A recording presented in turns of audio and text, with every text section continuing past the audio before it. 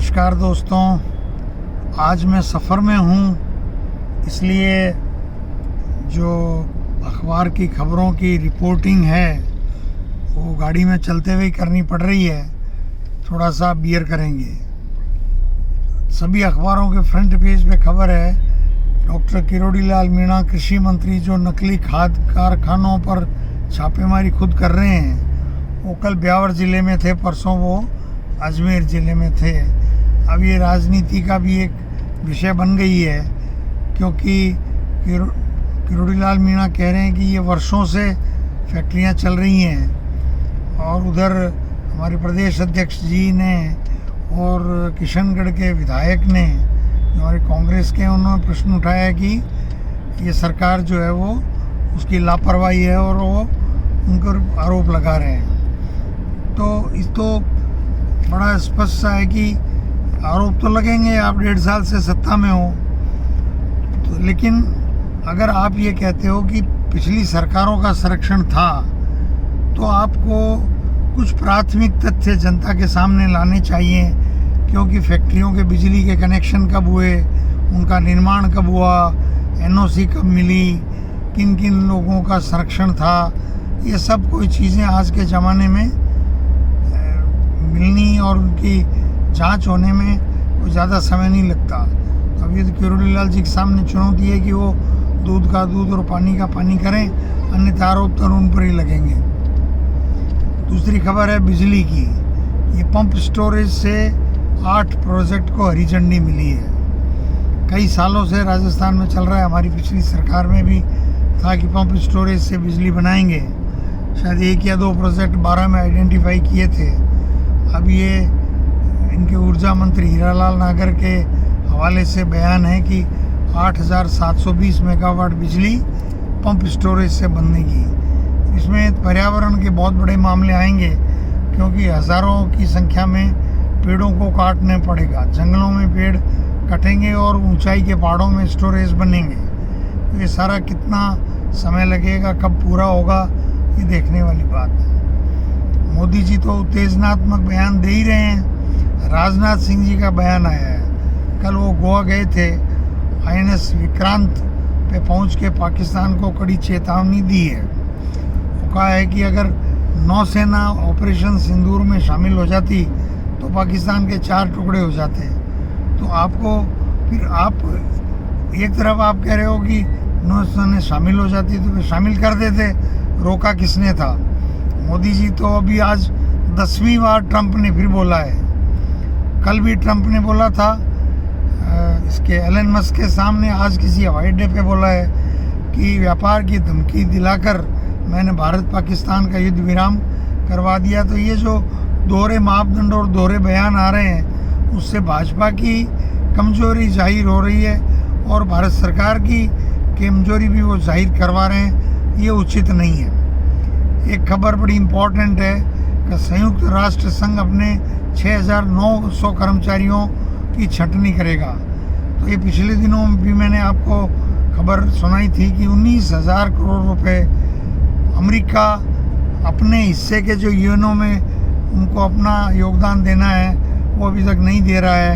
एक तरह से यूएनओ एक रिडंडेंट, इसको कहते हैं कि महत्वहीन संस्था बनकर रह गई है। न तो यूएनओ के रेजोल्यूशंस की कोई परवाह करता है, न कोई यूएनओ की सलाह की परवाह करता है, जबकि शिक्षा, चिकित्सा, पर्यावरण, आपसी देशों की लड़ाइयों के अलावा बहुत सारे विषय हैं जिन पे यूएनओ में इतने एक्सपर्ट्स हैं, पूरे विश्व में उनकी संस्थाएं काम कर रही है। तो अब ये सभी देशों को मिलकर के सोचना है कि यूएनओ को किस प्रकार से वो मजबूत रखना चाहते भी हैं या नहीं चाहते।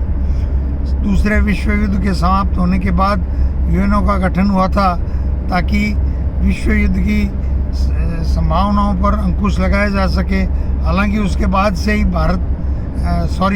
अमेरिका और USSR के बीच में लंबा कोल्ड वार चला और अनेक युद्ध अमेरिका वियतनाम के हुए, चीन जापान के हुए, भारत पाकिस्तान के हुए, भारत चीन के हुए, अनेक युद्ध हुए। इजराइल और गाज़ा का भी चल रहा है, रूस यूक्रेन का चल रहा है, फिलिस्तीन का युद्ध बहुत लंबे समय चला। 1967 में मिस्र और जॉर्डन और गाजा पट्टी पे युद्ध चला, तो यूएनओ की परवाह तो सच मानिए तो किसी ने की नहीं है। ट्रंप का एक बयान आया है क्योंकि एलन मस्क ने जो है वो ट्रंप की सरकार में अपनी नौकरी या जो भी उनको पद मिला हुआ था वो छोड़ दिया है।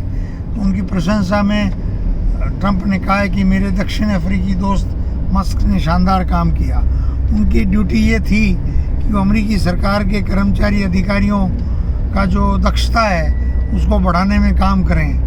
तो अब वो ये अंदरूनी नाराज़गी क्या है मालूम नहीं है कि अभी जुमे 4 महीने हुए हैं ट्रंप को आए हुए, और वो एलन मस्क जो सबसे धनी व्यक्ति हैं और ट्विटर हैंडल जिसको हम कहते हैं एक्स हैंडल वो चलाते हैं, और स्टार लिंक जैसी बड़ी बड़ी उनकी कंपनियां हैं, और वो अमेरिका सरकार को छोड़ के जा रहे हैं। तो धीरे धीरे सामने आएगा कि क्या कारण रहे होंगे। राष्ट्रदूत कह रहा है कि मोदी अपने मंत्रिमंडल में फेरबदल शीघ्र करेंगे। तो ये तो मुझे स्वाभाविक दिख रहा है, इसलिए कि मोदी सरकार के पहले 10 प्रमुख विभागों के जो मंत्री हैं वो लगभग वृद्धावस्था में पहुंच गए हैं, स्वयं मोदी सहित। कोई 70 का है, कोई 74 का है, कोई 73 का है, कोई 71 का है। और आज के युग में युवाओं का जब दौर है तो निश्चित रूप से कुछ युवा मंत्री लिए जा सकते हैं। अब देखा जाएगा। हालांकि इसमें थरूर का भी नाम आ रहा है, मनीष तिवारी भी अपनी पार्टी से नाराज़ हैं, ये भी इसमें खबर आ रही है। पर मुझे नहीं लगता शशि थरूर या मनीष तिवारी कांग्रेस छोड़ करके बीजेपी में मंत्री पद हासिल करने के लिए चले जाएंगे, मुझे नहीं लगता। मोदी जी कानपुर गए थे, पहले पटना गए फिर कानपुर गए। पटना में जो हुआ आपने देखा कि बहुत ही उन्होंने ऑपरेशन सिंदूर की रैली निकाली, रोड शो किया, लेकिन बहुत ही फीका स्वागत हुआ ऐसा मीडिया ने कहा। कई जगह भीड़ हो सकती हो, लेकिन वो बातें जो कर रहे हैं, कानपुर में बोले हैं कि गिड़गिड़ाने वाला दुश्मन धोखे में नहीं रहे, ऑपरेशन सिंदूर अभी ख़त्म नहीं हुआ है। कोई बात नहीं, ख़त्म नहीं हुआ है, दोनों तरफ सेनाएं पीछे जा रही हैं, वो भी अच्छी बात है। आप ऑपरेशन सिंदूर को ओपन रखिए, लेकिन गिड़गिड़ाने वाली बात आप कह रहे हो तो ये बात ट्रंप से कहलवा दो ना कि भाई वो गिड़गिड़ा रहा था पाकिस्तान मेरे सामने कि मोदी से सीज फायर करवा दो। वो तो कह रहा है कि मैंने दोनों को धमकाया कि व्यापार नहीं करूँगा तुम्हारे सामने। तो उस बात को न्यूट्रलाइज करने के लिए मोदी जी यहाँ बार बार अब झूठ बोल रहे हैं, सच बोल रहे हैं। कानपुर में वो द्विवेदी परिवार से भी मिलने उनके घर नहीं गए जैसे राहुल गांधी गए। राहुल गांधी तत्काल चले गए थे। अब वो कवर अप करने के लिए मोदी किसी गेस्ट हाउस में रुके और वहाँ उस परिवार को बुलाया, जो वो मृतक था उसकी पत्नी साथ थी वहाँ पहलगाम में, उसको बुलाया, उसके माता पिता को बुलाया। अब वो हाथ जोड़ के खड़े हो गए मोदी जी के सामने। ये तो संवेदनहीनताएँ, इन भाजपा के जो नेता हैं उनमें संवेदनहीनता ज़्यादा है, संवेदनशीलता नहीं है। उधर राहुल गांधी चूँकि पुंछ जाके आए 3 दिन पहले, तो कल अमित शाह पुंछ की गलियों में घूम रहे थे। एक बड़ी इम्पोर्टेंट खबर है, भारतीय अर्थव्यवस्था की रफ्तार में बढ़ोतरी।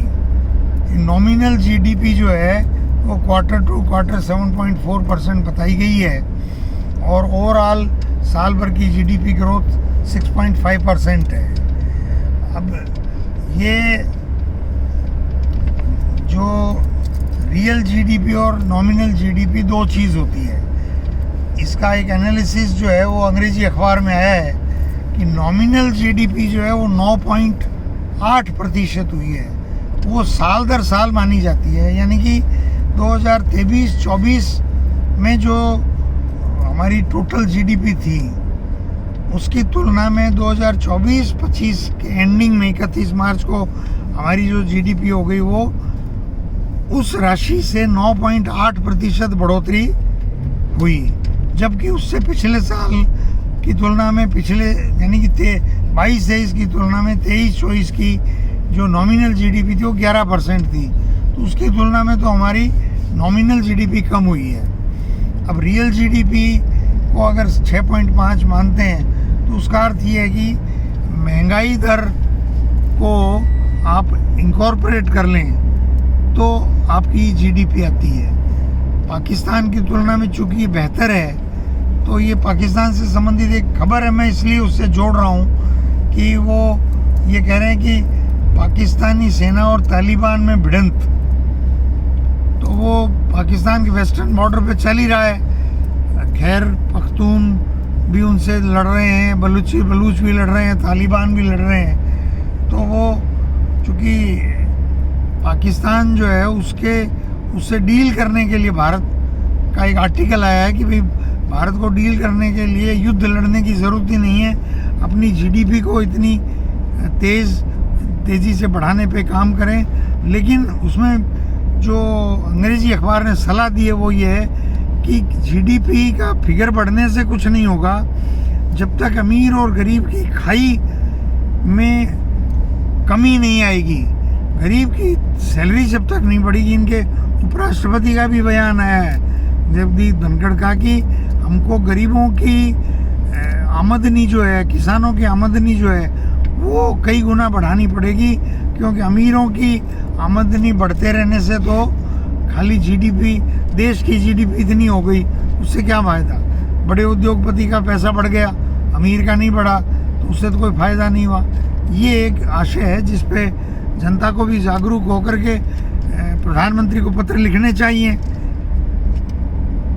नवज्योति का एक विश्लेषण है पंजाब केसरी का कि आरक्षण को लेकर गुर्जर और जाट एक साथ आए। ये तो कोई बड़ी आश्चर्य की बात इसलिए नहीं है कि राजस्थान की राजनीति में जाट और गुर्जर सदा ही एक साथ होते ही आए हैं, क्योंकि दोनों ही जो है वो तेजाजी महाराज की पूजा करते हैं। तो वो एक विषय में उन्होंने विजय सिंह बेसला और नैन सिंह फौजदार जो भरतपुर के जाट नेता हैं, उनके आरक्षण को लेकर के एक आर्टिकल आया है। तो वहाँ जो पश्चिमी उत्तर प्रदेश और भरतपुर के जो जाट हैं वो आरक्षण की मांग कर रहे हैं, उसको लेकर के ही है। मेजर मिनरल ब्लॉक्स की खबर है कि राजस्थान ऑक्शन में सबसे आगे है। मैंने परसों भी कहा था कि आप ऑक्शन कर दो, कि जैसे प्लॉट का ऑक्शन कर दिया कि साहब इस कॉलोनी में ये 10 प्लॉट हैं, इनका ऑक्शन कर दिया, या मल्टी स्टोरी बिल्डिंग बना करके, फ्लैट बना करके और बेचे जाएंगे ताकि लोगों को रहने के अच्छे मकान मिलें। अब उनमें मकान नहीं बने तो क्या फ़ायदा। ऐसे ही खानों के ब्लॉक आवंटित कर दिए आपने, लेकिन उस पर खनन शुरू नहीं हो रहा है राजस्थान में। ये चिंता का विषय है। इस पर सरकार अगर काम नहीं कर रही है तो इस वाई का कोई मतलब नहीं है। RGHS जो एक राजस्थान गवर्नमेंट हेल्थ स्कीम है, उसमें लगातार 2 दिन से खोजी पत्रकारों की रिपोर्ट आ रही है। उसमें ये है कि महिलाओं के पुरुषों वाले टेस्ट कर दिए अस्पतालों ने, वृद्ध औरत की गर्भावस्था की जांच कर दी, एक ही मरीज के जबड़े का 6 बार CT स्कैन कर दिया और सारे क्लेम पास हो गए। अब ये प्रश्न हमारी वो जो क्षिप्रा जी हैं RGHS की मिशन डायरेक्टर, उनके लिए चुनौती, उनका बयान भी आया है। तो ये ऐसे तो वो छोटे छोटे क्लेम लोगों की रोक देती हैं, लेकिन ये कैसे पास हो रहा है, ये कहीं कोई बहुत बड़ा घपला तो नहीं हो रहा है, भ्रष्टाचार यहाँ तो नहीं पहुँच गया है। ये एक हमारी पिछली सरकार से रिलेटेड फिर SOG ने खुलासा किया है कि भाई 8 भर्तियों के पेपर 5 स्कूलों से लीक हुए हैं। वो स्कूलें कौन सी है? सेंटर बने प्रदेश के 100 स्कूल व कॉलेजों में गड़बड़ी हुई। अगर वो पर्टिकुलर स्कूल और कॉलेज हैं तो उनके नाम सामने लाने चाहिए SOG को। ये सनसनी फैला देने से कुछ नहीं होगा। मेरा भजनलाल जी से भी आग्रह है कि भाई आप वो मगरमच्छ कहते थे तो वो काम करके दिखाइए, खाली खबरें लीक करते हैं उससे कुछ नहीं होगा। एक ये खबर टाइम्स ऑफ इंडिया में है कि सिद्धारमैया जो हमारे मुख्यमंत्री हैं कर्नाटक के, वो DK शिव कुमार उप मुख्यमंत्री हैं, उनके बीच में थोड़ा तनाव बढ़ गया है, क्योंकि 2.5 साल की अवधि पूरी होने वाली है। जो कोई अनौपचारिक रूप से कहा जाता है कि सोनिया गांधी जी के सामने तय हुआ था कि 2.5 साल सिद्धारमैया मुख्यमंत्री रह करके और DK शिव कुमार के लिए कुर्सी छोड़ देंगे, क्योंकि सरकार जब बनी तो DK शिव कुमार अध्यक्ष थे और बहुत मेहनत उन्होंने भी की थी। तो इसलिए अब उसके बारे में ये सिद्धरामैया के हाव भाव हैं कि वो कुर्सी शायद ना छोड़ें। अब ये कुर्सी चीज़ ही ऐसी है, वो बड़े बड़ों का ईमान छीन लेती है। रशिया के जो विदेश मंत्री हैं उन्होंने भारत और चीन के जो लद्दाख में एक तरह से ठंडापन आ गया है, सेनाएं वापस हट गई हैं, उसके बाद उनका बयान आया है, एक प्रोग्राम में उन्होंने बोला है कि वैश्विक व्यवस्था में भारत, चीन और रूस, इसका जो ट्रायो का मतलब तीनों मिलकर के अब काम करें, उसको आगे बढ़ाएं तो बेहतर होगा। निश्चित रूप से अगर ये ईमानदारी से होता है, क्योंकि इसमें गड़बड़ चीन ही करता है। भारत और रूस के बीच में चीन है और तीनों एक लाइन में है ऊपर से नीचे तक। चीन अगर ईमानदारी से करे, और ये बॉर्डर्स मैं समझता हूँ कोई बड़ी मायना नहीं रखते हैं कि उससे फ़र्क क्या पड़ता है। अगर आपको हमला नहीं करना है और शांति से विकास के रास्ते पे जाना है, तो ये रूस के विदेश मंत्री ने जो कहा है वो बहुत अच्छी बात है। पहले भी इस पे मीटिंग हो चुकी है तीनों देशों के बीच में, उसको वापस रिवाइव करना चाहिए। आखिरी बात मैं जो GDP की कर रहा था, उसमें था इंडस्ट्रियल ग्रोथ की। तो मोदी जी ने चूँकि 3-4 दिन पहले गुजरात में कहा था कि गणेश जी भी इंपोर्ट कर रहे हैं हम, तो वो उसका तात्पर्य, उस पर जाइए गहराई से देखेंगे तो इंडस्ट्रियल ग्रोथ जो है, औद्योगिक उत्पादन, वो घट रहा है देश का। और उसका एक कारण मैंने कई आर्टिकल्स पढ़े, उसके बाद ऐसे गूगल पे भी सर्च किया और आर्टिफिशियल इंटेलिजेंस में भी देखा कि क्या कारण है इंडस्ट्रियल ग्रोथ का। तो उसका कारण ये है कि इंडस्ट्रियल हाउसेस जो ऑलरेडी एस्टेब्लिश्ड हैं, वो तो अपनी ग्रोथ पे थोड़ा बहुत ध्यान देते हैं और जो मार्केट की डिमांड है उसके ऊपर, और उसमें मानिए ना मानिए बड़े हाउसेस में एक थोड़ी कॉम्प्लेसेंसी भी आ जाती है कि उनके पास पहले से ही अरबों खरबों की आमदनी होती है। लेकिन जो यूथ है, जो नया युवा है, वो इंडस्ट्री एस्टेब्लिश करके और ग्रोथ करके और नया उत्पाद बना करके, या वही उत्पाद नई इंडस्ट्री में बना करके और देश की आर्थिक प्रगति में योगदान करने में ज़्यादा इच्छुक नहीं है, और बस अपना पैसा कमाया और अपना जीवन जिया। तो ये दो तरह का है। इसमें एक अपील हो प्रधानमंत्री की तरफ से युवाओं को, और उनको लोन मिले सस्ती शर्तों पे, ज़मीनें मिले, और उनको कहें कि अपनी शक्ति को देश के लिए बढ़ाइए, तो उनकी भी आमदनी अच्छी होगी, उनके परिवार भी विकसित होंगे। लेकिन अब ये ऐसे विषय हैं जिस पे कोई एक दिन में कुछ हो नहीं पाता है। तो आज की खबरों में बस इतना ही। बहुत बहुत धन्यवाद।